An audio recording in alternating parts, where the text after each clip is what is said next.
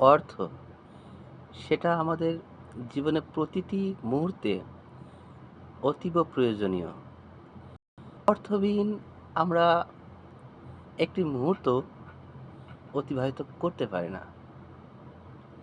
জীবনে চলার পথে প্রতিটি পদক্ষেপে আমাদের অর্থের প্রয়োজন। কিন্তু তার অর্থ এই নয় যে ক্রমাগত আমরা অর্থের পিছনেই ছুটব। অর্থের প্রয়োজন আছে এটা যেমন সত্য, ঠিক তেমনি অর্থকে সঠিকভাবে ব্যবহার করে আমাদের জীবনকে আমরা সুন্দর করে গড়তে পারি।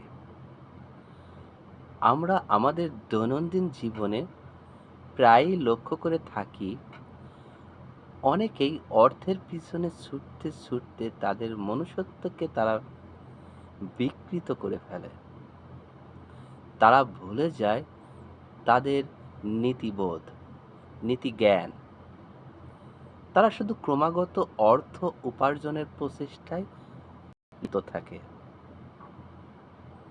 তো আসো আমরা অর্থ উপার্জন করি, কিন্তু নিজেদের মনুষ্যত্ব, নিজেদের বিবেক, জ্ঞানকে বিসর্জন না দিয়ে আমরা সীমিত অর্থ উপার্জন করব এবং সেই সীমিত অর্থের মাধ্যমে আমাদের সামগ্রিক দৈনন্দিন যে চাহিদাগুলো আছে সেই চাহিদাগুলো পূরণের চেষ্টা করব।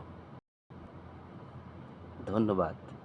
ভালো থাকবেন সকলেই।